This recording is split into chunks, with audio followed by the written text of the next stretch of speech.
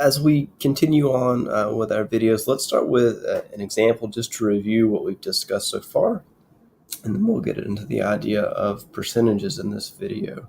So example one here says we want to know the average number of classes taken during the fall semester for first-year TCC students.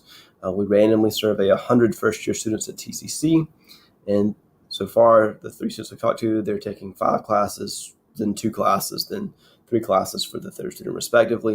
And we want to think about the key terms in this study. So the population, remember the key word here is the word all.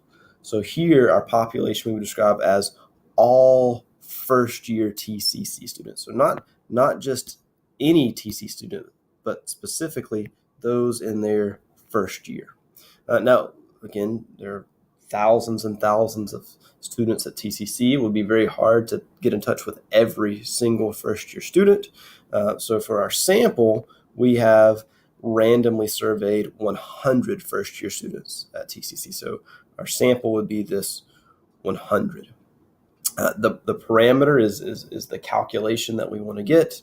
And so that calculation that we're hoping to get is the average number of classes taken during the fall semester for first-year TCC students.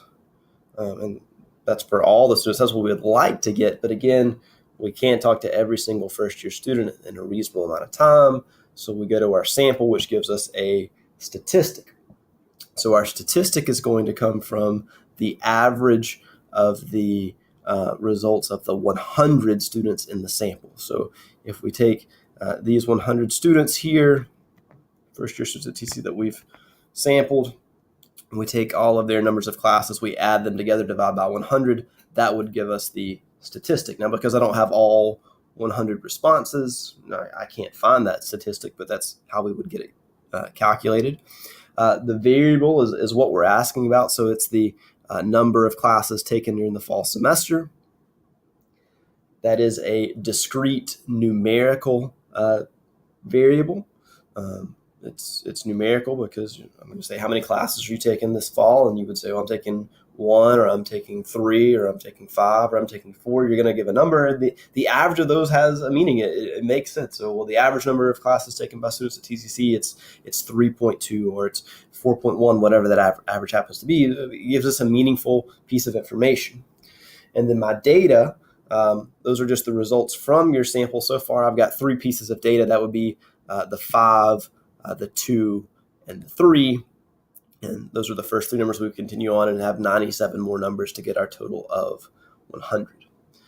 Now, as we progress through the course, the theme of probability is going to come up over and over again. So it's going to help us think about the randomness that occurs naturally in statistics. We've got to keep this in mind. There's variation in our samples. So, if I want to find out about TCC students and I take a random sample of 100 people today and I say, hey, how many classes are you taking this semester? I could find that average. But if I go out tomorrow and do the same thing, I randomly sample 100 TCC students. I've got a wide variety of students there, and I ask, how many classes are you taking this semester? I find that average. Odds are it's not going to be the exact same average as my first sample, just because I've got different people in my sample. I'm going to get different results. I'm going to have variation.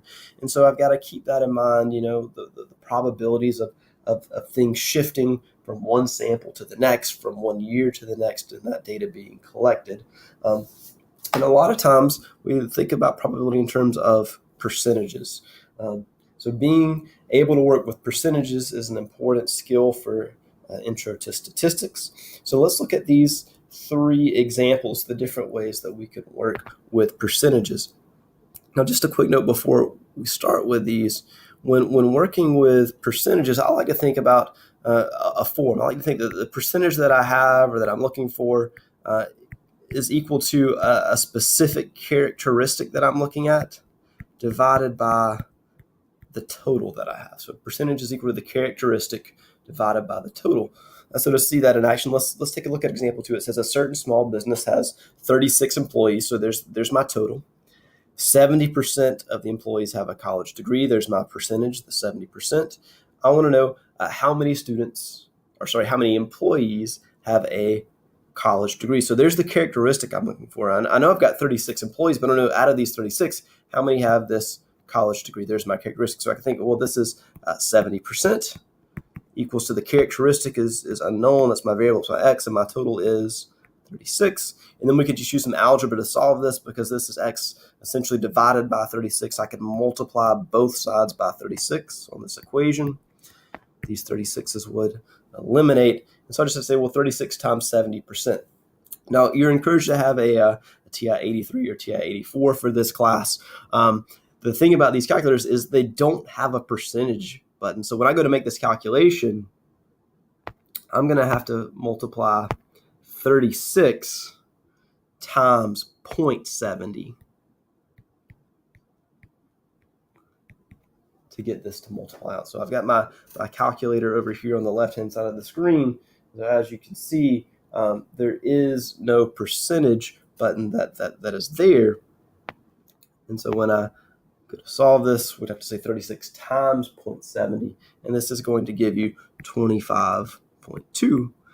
And because we're talking about people, which is a discrete piece of data, you can't have 25.2 people, so we would just say that, well, this is 25 people, this is 25 employees.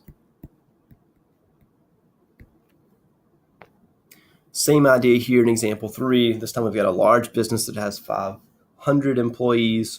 286 of the employees have a college degree. I want to know what percentage of the employees have that college degree. So this time I'm looking for the percentage. 500 is my total number, and I know that 286 have the characteristic of earning a college degree. So to find my percentage, I'm just going to take that 286 and divide it by 500. If I make that calculation, that will give me 0.572 on the calculator. Decimal form, we're asked for a percentage, so I'll just move that decimal 2 places to the left, so it is 57.2%. And percentages are not discrete. You can go in between 57 and 58%. And then example 4 here. We've got a certain business that has 18 employees with college degrees. 70% of employees have a college degree at this business. I want to know how many employees does the business have. So I've got my percentage for sure. It's 70%. And then this 18 is not the total number, but it's the number of employees with a college degree. So it's having that characteristic of earning a college degree. So my setup is this time 70% is equal to 18, and the unknown this time is the total. Now, there are multiple ways to solve equations like this. My preference is to use the cross multiplication technique. I'm going to rewrite 70% as 70 out of 100. It's an equivalent form. Any percent you can put out of 100. If you get 70 out of 100 questions correct on a test, you got a 70%. And when I set it up this way, to solve it, all I have to do is cross multiply. So I can say, well, 70 times x, that is 70x. Then I could say 18 times 100, that's 1800. And to solve this for x, now just divide both sides by 70. So I'm going to say 1,800, divide that by 70. And this is going to give me x is equal to 26 when I do some rounding. And you could double check that 18 divided by 26 is very close to 17, or very close to 70%. That's as close as we can get it here.